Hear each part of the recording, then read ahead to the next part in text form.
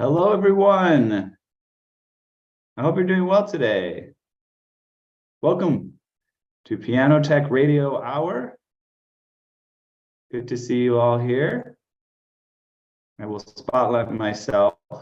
I'm in a relatively unusual location today, but I was here last week, and I think the week before. We are in I am currently participating in a residency for folks that cross the domains of the arts and the sciences. As some of you may know, I've studied neuroscience. I have a PhD in biology where I studied neuroscience along with birdsong and a kind of interesting already mix of domains. And of course, like many of us, I'm a creative person, play the piano and do a lot of other creative stuff. So I'm participating in an artist residency called the Gerasi Artist Residency. It's in the Santa Cruz Mountains of California. That's a little bit of a sidetrack just to say the internet isn't great here, but it seems to function okay. And my microphone, even though it's sitting here, I couldn't find the cable to connect it. So hopefully the audio is okay, but I need you to let me know if you're having any issues with the audio or video, because we can try to resolve that. If that is the case, you will know better than me if we're having those problems. And today, I'll give an intro to the program. We do have a special guest, and they are what I would call, in this odd day and age where everything's online, a live guest, even though they would be live if they were in their own home, but they're actually joining me today in the place where I am. And that live guest is Larry Lobel, who has joined us previously on the program. I think before we get started talking with Larry, though, I owe it to maybe some of the newer viewers on social media just to give some context as to what we're doing today and where you found yourself. So I will do our normal introduction to Piano Tech Radio Hour before we get into the guts of today's session.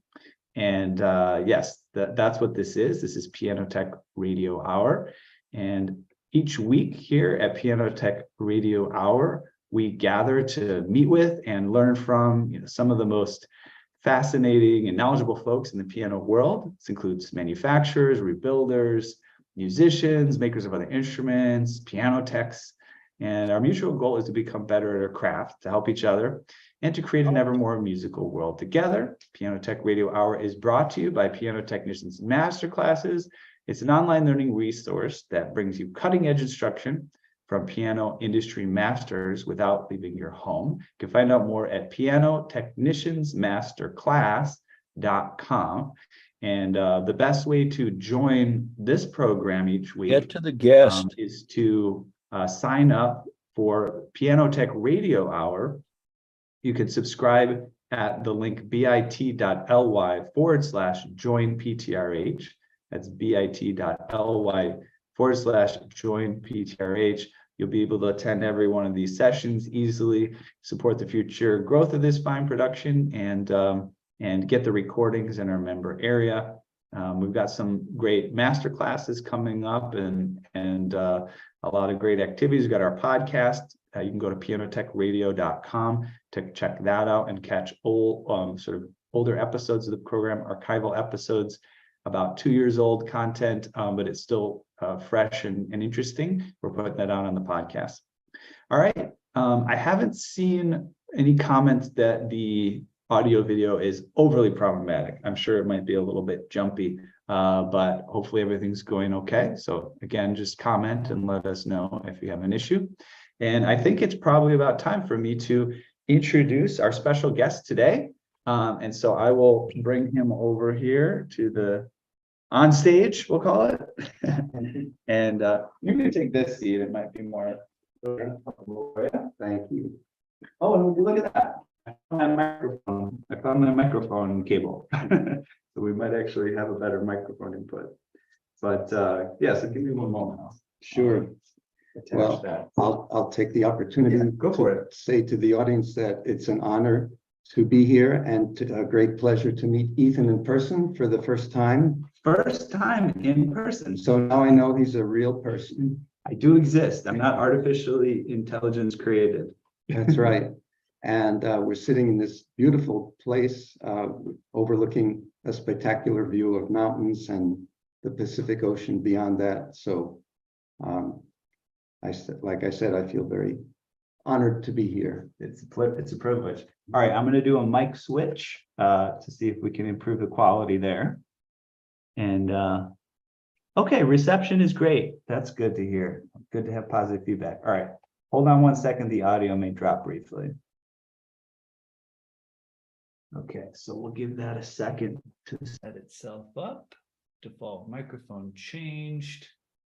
And so the microphone should be that one. And then put that in front of us. Check.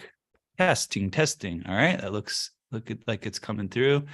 I'll just do one more thing on the back end just to confirm. And that's not it. Input. We want sound input devices. And we got that. And then the output, we want to keep it as the computer speakers. Okay, great.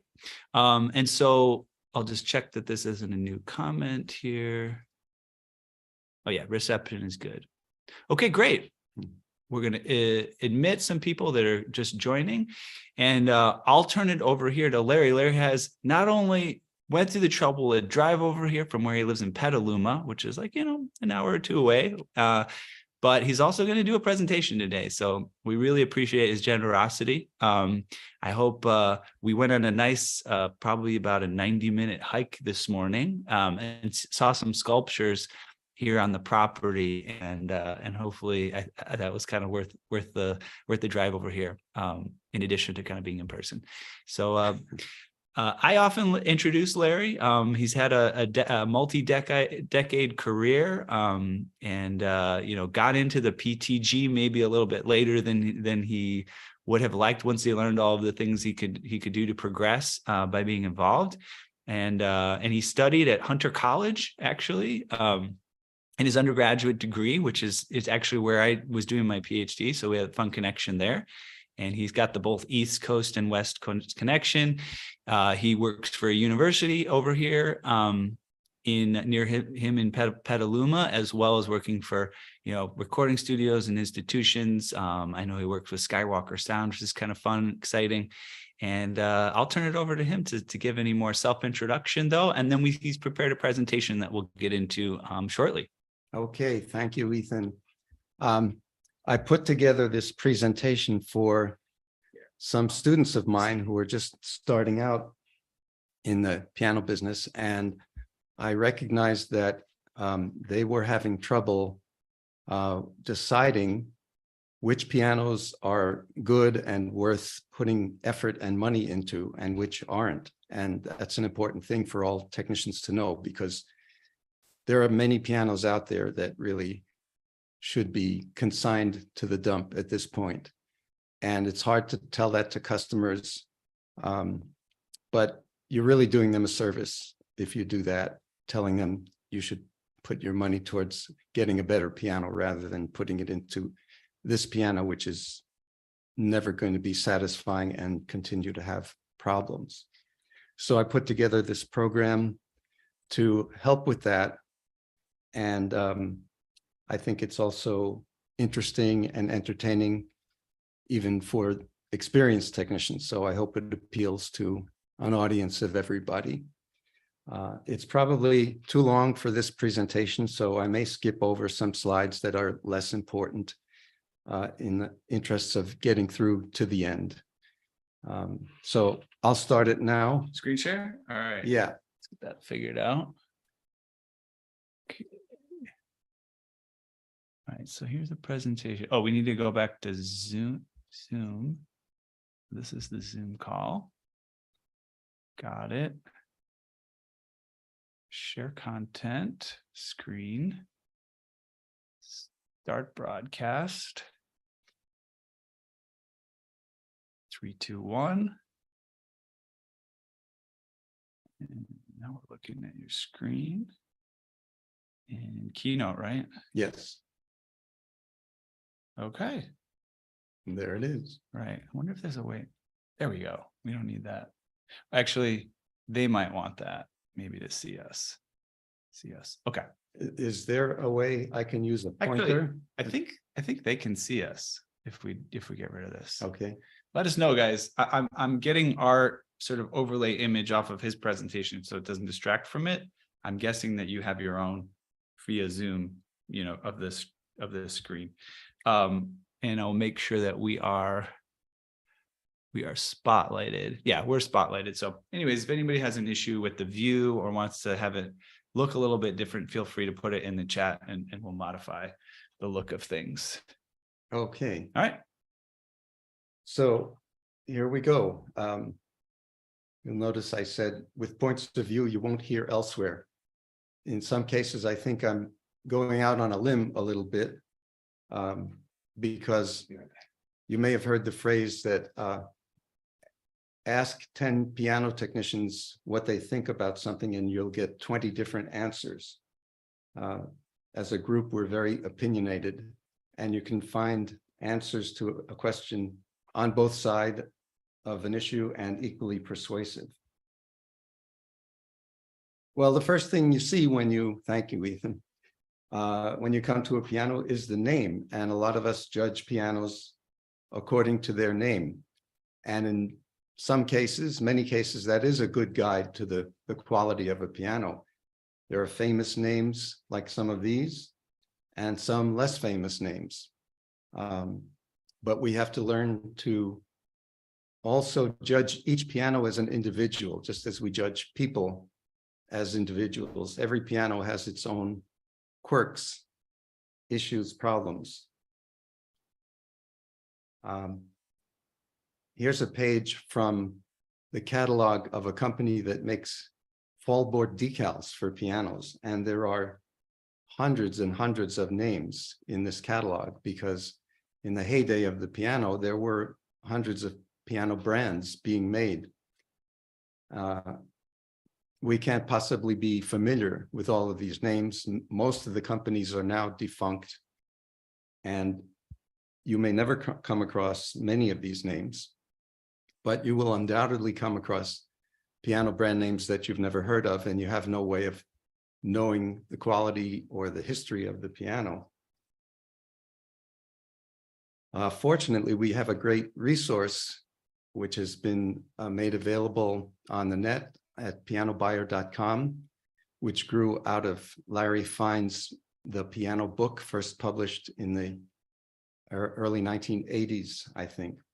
And many piano brand names are profiled in that book, and he tells the history of the brand, all the different changes of ownership that the company went through, so you can find out who owns the company now, where the piano's manufactured. Of course, many pianos formerly manufactured in the United States are now manufactured in Asia. So that's a great resource to consult, pianobuyer.com. And one of the themes of this presentation is not to judge a book by its cover or a piano by its name or reputation, because, like I said, each piano is individual. What I'm showing here is a little contest that was run a few years back, where a bunch of different brand name pianos were compared by a panel of judges.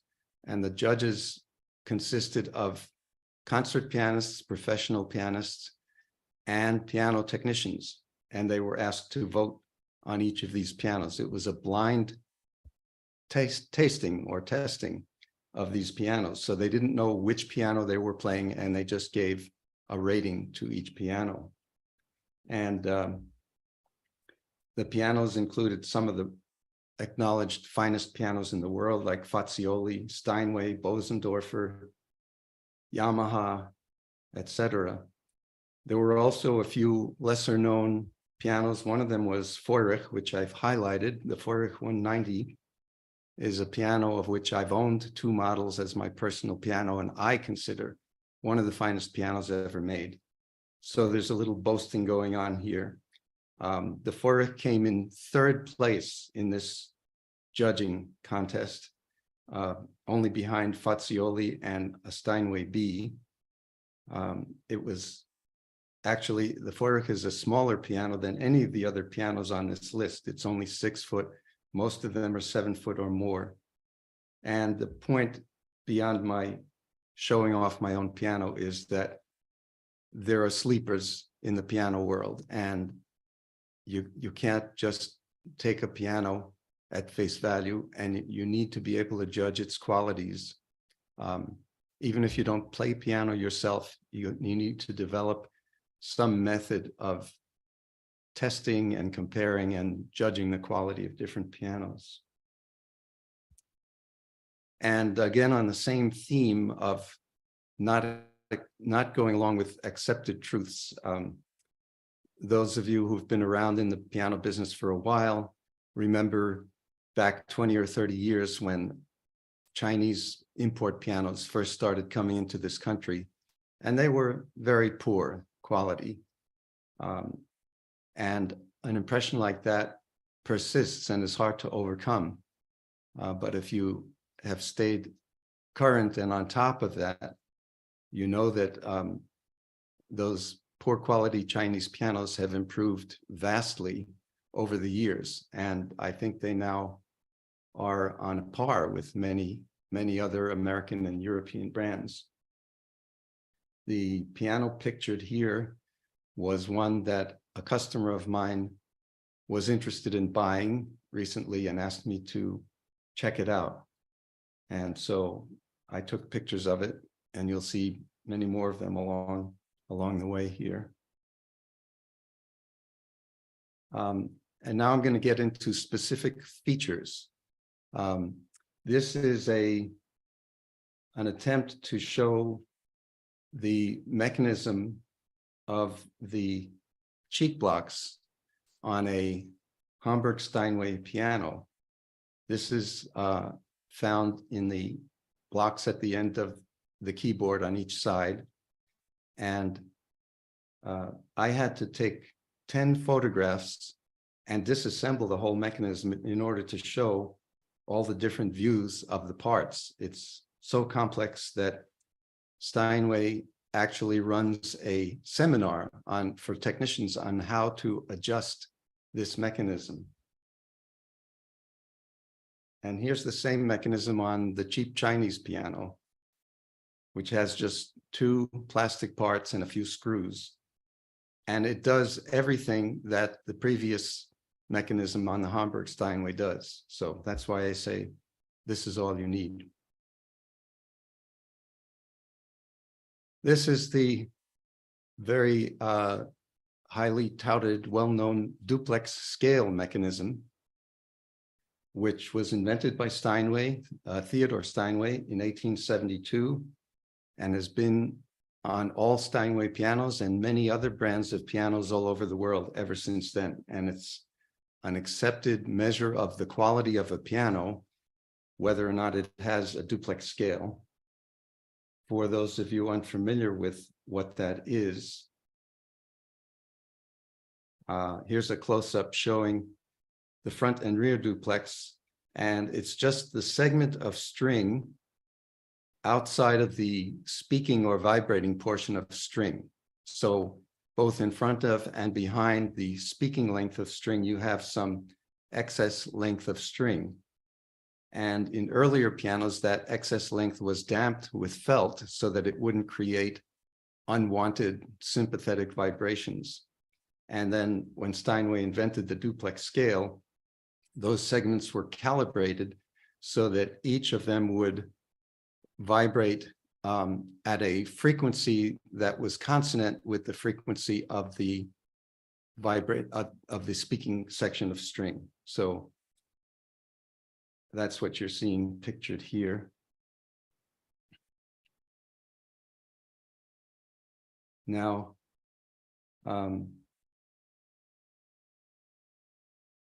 It has turned out that there's a problem that often appears in the front duplex section. And if you look at the front duplex here on this Steinway, you see a little strip of red felt inserted between the strings of that duplex section. And you would find this on many Steinways and other pianos that have a duplex, because very often you get very loud buzzing or sizzling sounds coming from that duplex section. And the only way to eliminate it is to dampen those strings, or sometimes some technicians have to go to the extreme measure of restringing the piano or that section of it to get rid of those unwanted sizzles and buzzes, which are definitely loud and heard by the artists, and they complain about it. So you have to do something.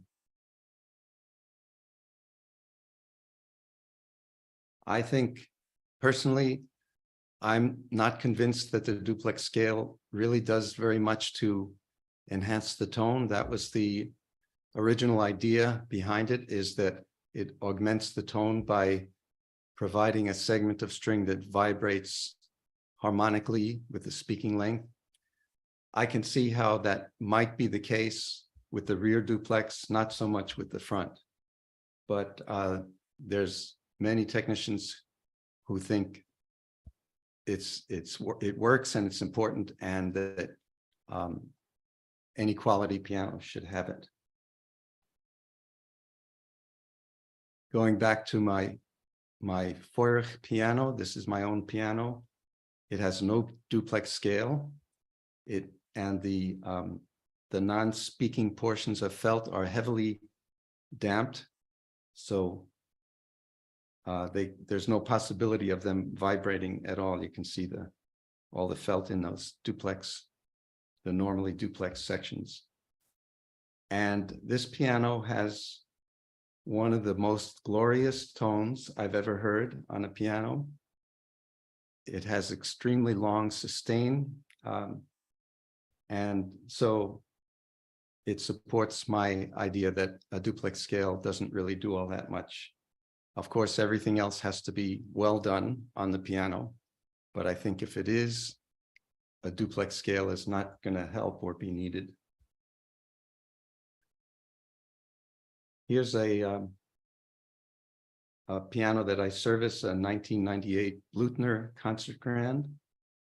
It has what I call a half-hearted duplex scale, because the segments are not individually calibrated to the frequency of each unison. They just have a curving brass bar running up the scale in the rear duplex, and in the front just 3 segments. If you look back at the Steinway, you can see that there are individual, there's a plate with individual string rests on the rear, and those are supposedly calibrated to be a fraction of the speaking length, either 1/2, 1/4, or 1/8 of the speaking length, so that the pitch you get will be consonant. But the Bosendorfer, they didn't bother doing that. I'm going to skip that one for now. And Ethan, if I play a video, will they hear the sound? Let's see. Try it. Yeah. We will hear it through this computer if it's the case. Okay.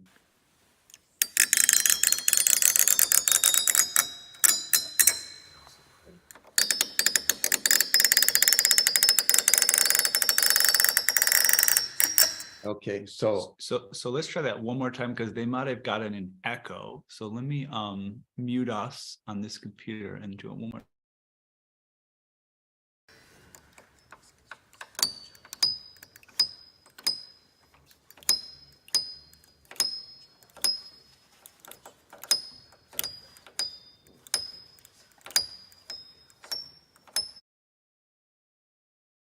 I hope that was heard. And here I'm going to do the same thing on the front duplex.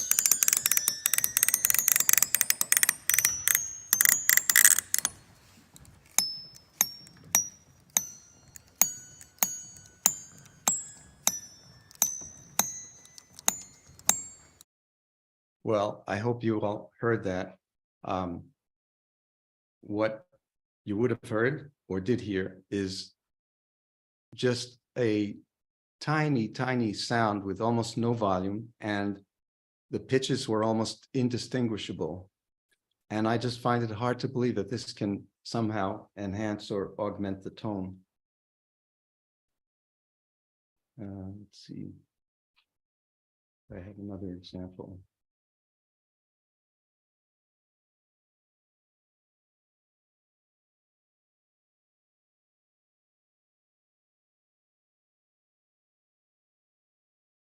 Okay, I'm going to move on. So on many pianos, you'll notice special features, things that you don't see on other pianos. And those can often be an indication of quality, but sometimes they're not.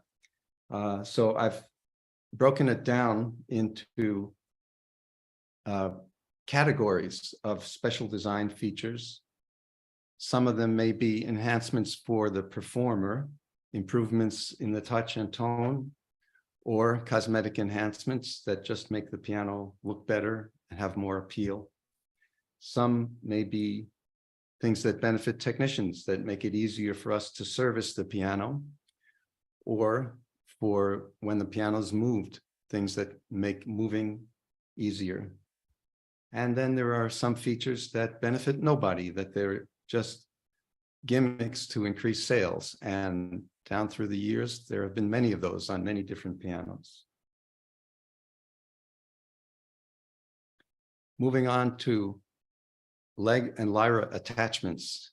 These are very important, not just for when the piano's moved, but very often as technicians, we have to do service jobs on them, and we may have to remove and replace legs and lyras.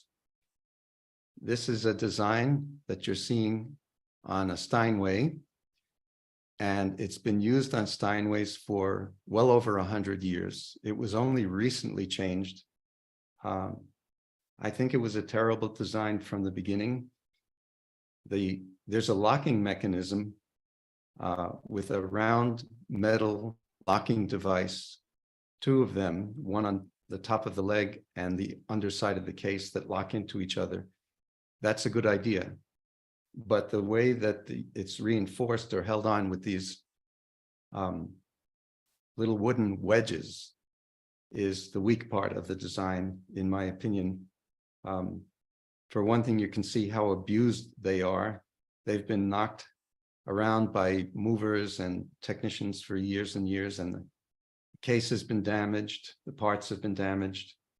And very often these wooden wedges will wear down to the point where they're not working anymore. So they're not holding the leg in a secure position, and one move could result in a leg breaking off and a piano dropping to the floor. And I've had this happen on pianos that I've worked on. This is on a Steinway concert grand. They have a slightly different device. The wedge is longer and it comes in from the rear until it's wedged solidly in place. But when I went to take this photograph, I lightly touched the wedge and it just dropped onto the floor. So the whole idea of using a wooden wedge to secure a leg on a 1,000-pound piano is a bad idea to begin with, because wood expands and contracts with humidity, and it's unpredictable when and how much that's going to happen. Fortunately, this design was finally changed, and now they have much better devices that work really well. This is going back to the Asian piano that I evaluated for my customer.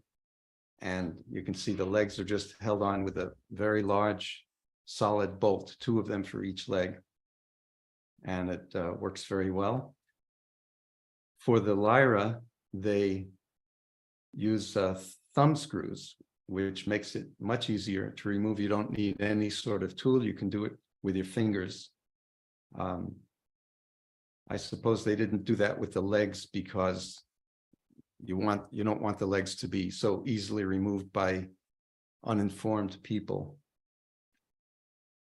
But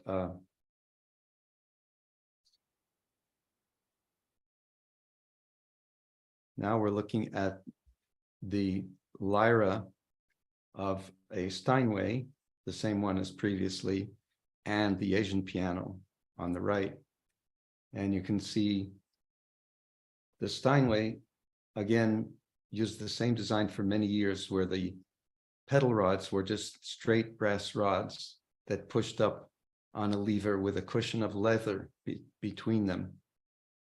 And while the Asian piano has, at the top of the brass rod, 2 threaded brass nuts, which can be adjusted. So you can adjust the height of the pedal rods. When parts wear down over time, felt and leather, they become compressed. It's necessary to make adjustments in height to compensate for the loss of distance there. With the Steinway, there was no adjustment possible. So what would happen was technicians would simply insert another layer of felt or leather, and they would pile up, and it was an inefficient and not very professional looking way of doing that. Fortunately, now Steinway and most other manufacturers have moved to the method of the double locking devices. Also, notice on the Steinway here, the support rods that are running at a 45-degree angle to the lyra are wooden rods, and they go into holes in the bottom of the case and the bottom of the lyra. And again, because wood expands and contracts with changes in humidity, very often you would find that the lyra is loose and rocks back and forth when the dimension of those rods changes. And the Asian pianos avoided that problem by using metal support rods for the lyra that are screwed in at the top and the bottom. So there's no possibility of space developing between them or movement of the lyra, and they give a very solid and long-lasting connection.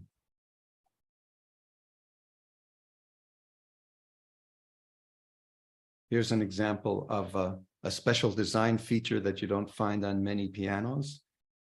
We're looking at the inside of the action cavity, and the wooden part back there is the dag, or the dog it's called sometimes, which is the backstop for the action. So when you push the action into the piano, when it hits that stop, that's as far as it goes. And it's worked out in the factory to have that point be determined on the basis of the optimum striking point for the hammers on the strings. But very often that will change over time, or if someone changes a set of hammers and you need to change the striking point, there is a device to do that on the cheek blocks, which we saw before. But that's very often only possible on the treble side. And it's also very limited adjustment. You can't really move it more than about a 1/16 to 1/8 of an inch in either direction. Well, this screw in the back of the dag, which you don't see on very many pianos, this is on a Yamaha, allows you much more leeway in adjusting the strike point when you insert the action. And it's a wonderful feature to have, and made it possible for me to get a much more favorable sounding treble on this piano. I'm going to skip a few slides. This is comparing string work on different pianos. The one on the left, some unknown piano. It appears to be original factory stringing, And you can see how the stringing coils are not snugged up together. It's kind of sloppy. Picture on the right, again, is the Asian piano I evaluated. And it's beautiful coil work, and all the Beckets are in the same location on the string. Very nicely done. This is a little surprising. It's a brand new Yamaha upright, and you can see the string work here leaves something to be desired. The tuning pins were hammered down too far into the plate, so the coils are too close to the plate, and then as the string comes up off of the tuning pin, it rises up over the previous coils in order to make it over the ridge there. So that's going to lead to tuning instability and probably a poor tone.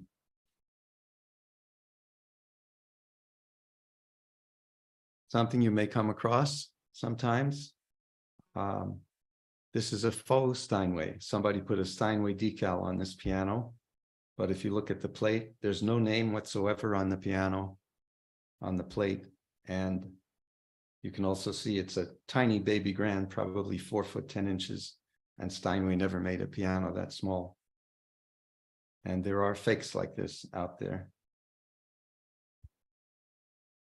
On the opposite end of the spectrum, we have this kind of decoration on some old pianos. This kind of workmanship, it's astounding to see. And I would say, as a general rule, if you see this kind of workmanship on a piano, that the people who made it took pride in their work, and it's probably a very high quality instrument. Here's another piano with some phenomenal workmanship on it. The casework on this is just gorgeous. But it is a baby grand. And in my experience, you can come across a piano like this that looks beautiful, but they didn't put very much effort into the instrument itself. They were more focused on the casework to entice people to buy the piano. But on the other hand, you may find a piano, beautiful looking piano like this, that's also a great instrument. I've come across both. So the takeaway from that is you have to use your own judgment and experience to evaluate a piano. There are no hard and fast rules. Here's another example of what I think is beautiful casework, lavished on a very humble piano, a Baldwin Spinet from the 1960s, gorgeous case. And Baldwin did make very good pianos, and their Spinets are known to be among the best sounding ever made. So their pride of craftsmanship extended not just to the casework, but to the instrument itself. How's our time, Ethan? We're at 11:45 local time. Anything in the chat? Any questions? No questions, but we're getting some good feedback, like, that people can hear and see everything. So that's good. Good. And I appreciate people keeping us aware. Yes.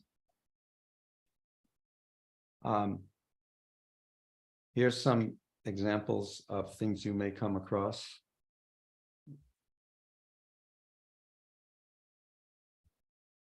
This is an old baby grand, and it's always a good idea before you start tuning to take a look at the soundboard and the bridges of the piano. You can see here there's some mild cracking around the bridge pins, along the bridge pins on this bridge. The other bridge had some really serious large cracks. That's a sign of a big problem. Unfortunately, some technician installed new bass strings on this piano without addressing the bridge problem here. So that's going to result in not an improvement to the piano. Now, soundboard cracks, those are a different story. This soundboard has cracks wide enough to see daylight through them. but not necessarily a problem. We'll talk about that more later. Here's some more videos I want to play and hope the sound comes through. All right, I'll mute. So I think the best approach is to mute our sound input here so we don't get a feedback loop. Okay.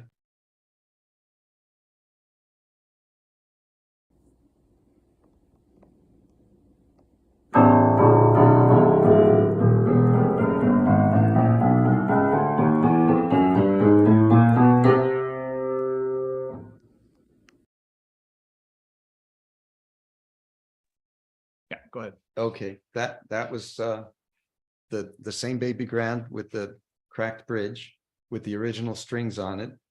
And the technician thought the bass strings sounded dead, so went ahead and installed a new set of bass strings on there, and I'll play that now with the new strings.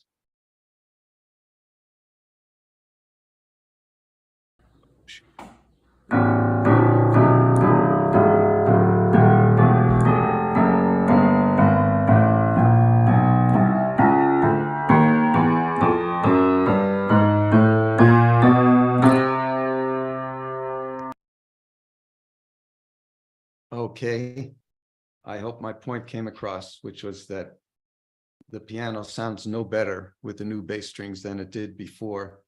And that's probably a result of the fact that the bridge pins are loose, and also the fact that this is a tiny baby grand and the bass was not so much dead from old strings as that's the highest quality of sound that you can get from such a small piano and one of poor quality. So we want to make an evaluation before we jump in and try to make an improvement on a piano as to whether what we're going to do is actually going to improve it and be something that the customer will appreciate and be happy with. Some indications of quality for the build of the piano can be found in different places like this. If we look at the hammers and specifically at the string grooves in the hammers on this piano, notice how they are perfectly spaced on every piano. They're equidistant from each other, and they all are perfectly centered on the hammer. That takes a lot of effort to get that right, and it has to be done several times. And this particular piano came that way from the factory, which means they put a lot of time and effort into getting it right. And lifting up those hammers on the same piano, if you look at the jacks in the repetition windows, they are perfectly spaced in the center of each window. And if you look at the impression of the jacks on the underside of the knuckles, they are perfectly centered on every knuckle. Again, that takes a lot of devoted work to get that right, to space them that way, and to make sure they stay that way. The piano, by the way, is a Fazioli concert grand, and there's very few pianos you'll see with this kind of perfection. And going back to string work, which is really important for good tone quality. On the right, we have a 1925 Steinway made during the golden age of Steinway. And this string work is beautiful here. The strings are perfectly spaced, same amount of space between each unison, same distance between the bridge pins, the strings coming straight off the bridge pins and straight out the back. Everything aligned perfectly as it should be. The bridge pins are supposed to be on a perfect straight line right along the edge of the where the string drops down and the bridge is notched. So right along the center of that notch is where each bridge pin should be, and as they are on this Steinway. Looking over at the Young Chang piano from 1984, you can see, oh, didn't want to do that. The bridge pins are kind of sloppy. They're not all along the line of the notch. Some of them are extending over into the bridge top of the adjacent string. If you look at the strings coming off the rear bridge pin, they're all chaotic, they're not parallel, and same in the front. And this kind of workmanship is not only unsightly, but it has tonal consequences. The tone of a piano definitely depends very heavily on attention to these kind of details. Getting back to cracks in the soundboard. This is on the right is a 1907 Steinway. It has a couple of cracks in the board. They're not really wide. The piano had no buzzing sounds or anything else to indicate that the crack was a problem. And the piano sounds wonderful. There would be no reason to make a repair or change this soundboard to do right by your customer. You don't want to recommend repairs that are not going to result in any improvement. On the left is a soundboard removed from a Mason and Hamlin. This had a lot of cracks, and the piano was in for a total rebuild anyway, so it made sense to replace the soundboard. But as we've discussed on this program before and had opinions from Douglas Gregg, I think it was, that replacing old soundboards should not be done unless it's really necessary, because they have tonal properties which are hard to duplicate. I have a quick question here in the chat. Okay. Regarding the front duplexes, do you advocate tapping, lifting, counterbending at capo and plate ridge? Yes, I think those are all worthwhile to do. Over time, strings, first of all, if they weren't done properly at the factory, which is the case with many pianos, straightening strings around the bridge pins and lifting strings, all of that will result in tonal improvement for sure.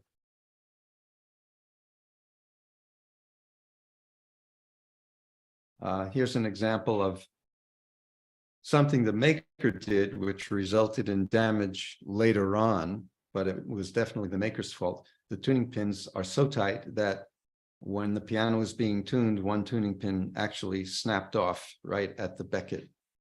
And this is not as uncommon as you might think. And here's some examples of problems that were not the maker's fault. On the left is, we can tell this is a Steinway Grand because it's got the tubular metallic action rails. And all the key tops are coming unglued. But we know that these are not the original key tops because, for one thing, they are a single piece, and on a vintage Steinway like this, it would have been two-piece ivories. And from the uniform yellowing, you can tell that they're not ivories. These were plastic key tops that were installed at a later date with improper glue or improper gluing time. Something caused them to fail. On the right, we see a piano that had the bass restrung, and you can tell that because the A-graphs are spray painted just like the rest of the plate, which wouldn't have been done in a factory. And if you look at the lengths of the wrappings on the string, they're very uneven, jumping back and forth. They're all over the place. And that wouldn't have come out of a factory. So this was a restringing job. And the strings were faulty by whoever made the strings, and then whoever installed them should not have done that either. And this would have severe tonal consequences. This piano, this was the first piano that I ever restored. I did it in 1978, and it's an 1885 George Steck 6-foot Grand. When I bought it, it wasn't playing at all, so I had no idea what it was going to sound like, but I figured it was going to be beautiful because the case was beautiful. It had this rosewood case with all the carving on the legs, and it had this big wide tail, and I just assumed it was going to be a great piano. It turned out not to be, and one of the reasons I didn't learn till much later for that was that this wide tail actually impedes the transmission of sound from the soundboard, because it dissipates it over too big an area, and many pianos have cutoff bars under the soundboard to prevent sound from going beyond the area of the soundboard that efficiently amplifies it. So this was not a good design. Furthermore, this is the same piano. It has a feature looking at where the bridge crosses underneath the plate bars. They made deep cuts into the bridge at both of those plate struts to make room for the strut. Well, that sabotages the purpose and function of the bridge, because the vibrations of the strings are supposed to be transmitted down the entire length of the bridge so that it will reach all areas of the board and get amplified. So by cutting off the bridge, they made it ineffective, except in the areas where the bridge was full. And this piano didn't sound great at all. It sounds like a console piano, and there was nothing I could do to improve the tone. So let's check in real quick. Just a couple minutes before the top of the hour. Do you want to summarize? Do you want to try to go a little over? I don't know how much you have left. I've got about 10 slides left, so I probably won't have enough time for that. But so, yeah, I will just give a little summary, and goes back to what I said in the beginning, which is that you have to bring to bear your own knowledge and your own experience to judge the quality of a piano. There are some clues, some things that can help, but each one is going to be different, and it's best to develop your skills and your ability to judge a piano and base it on what you see in front of you, not so much as reputation. Right. Well, but also I feel like a presentation like this is useful for the beginner, not just to say use your judgment, but also to point out those specific places where sometimes your judgment can be fooled, or things that look special and might not be. And I think that's really useful, because otherwise it takes the years of experience to have seen this thing multiple times. So Right. I appreciate you putting this together as well. Thank Lots of you. great details. All right. Well, I will why don't you scooch over a little bit. Sure. And I'll sign us off, and I'll also make sure that that we have some useful information in the chat here. Thanks everybody for joining us. You pulled in a good crowd today, Larry, with your special appearance. So, and you got a lot of great feedback in the chat. Elday Stewart says, thank you guys, good info. Yeah, we got some good feedback along the way. Particularly, I saw that David Boyce had a super presentation and he was enjoying it. Everything was loud and clear. Glad to hear that. Just for background information, there can be a fog here, and when you get a fog, it is I think it affects the internet. And so luckily we didn't have you can't control the fog. So I think we've been pretty good today. Yes, David Boyce said yet again, great info. Okay, so before we wrap, I usually like to put some useful information, copy paste it in the chat. And so let me pull that up and I'll pop it in the chat. We'll put it in on the socials as well. But in the meantime, while I pull that up, let me pull up my notes here. And let's see here. Yes. So as mentioned earlier, if you'd like to keep up with us, attend every live session easily and support the future growth of this fine production, and make sure you subscribe. That's bit.ly/join PTRH, bit.ly/join PTRH. And I'll put in the chat some recent masterclass content that we have had, a place to give your feedback, as well as ways to subscribe to the podcast. And our masterclass content every third Thursday of every month. You can count on us to bring you some more advanced and deeper content that we call our masterclass content. So make sure and subscribe at just $79 a month to stay abreast of those third Thursday sessions. Those have been going really well, having some great guests, putting those on, and keep subscribed to the email list so you can keep up with those details. The podcast is going gangbusters. We're growing. It's always fun to see all the different countries that are downloading our content, all the way to Finland and Belgium and lots of great places like that.